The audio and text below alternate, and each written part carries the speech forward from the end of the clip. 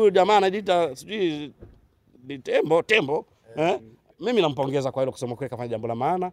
Hiyo ni sunna, na Mwenyezi Mungu Subhanahu wa Ta'ala awadumishie ndoa zao. Maana sasa hivi ana wake wawili.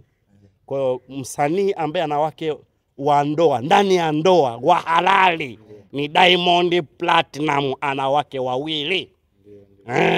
Sasa alafu mimi kusema kweli naona kama jamaa sana anaanza kujitambua. Kuliko kuzini bora akafanya nini?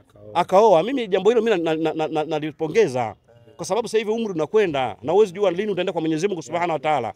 Bora mke unajua, ukiwa unamuonga mwanamke, unatoa pesa unampa mke ambaye si mkeo, unahesabu kama ni demu wako wazini naye, ile ni unapata dhambi kwa Mwenyezi Mungu. Lakini bora umpe hali ya kuwa ni mkeo, wapata thawabu. Vile Ali akimchekea tu yule msanii, akimchekea katoa tabasamu tu, apata thawabu. Yani pale ndio mahala pa kujenga nini? Ibada. Thawabu, wakifunga, wakikumbatiana, wakichikana, wakicheka pamoja, ile ni ibada. Wale wenzio wako ndani ya ibada. Kwa hiyo mimi nashukuru Mwenyezi Mungu, kama kweli amefikia hatua hiyo msanii huyu, basi mimi kwa hilo nampongeza kusema kweli.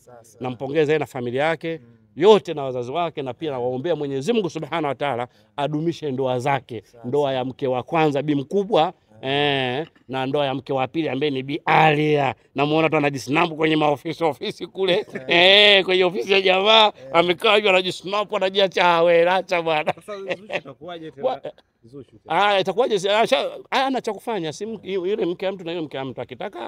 Akitaka asema aondoke, lakini hata akiondoka bado ni mke wa mtu.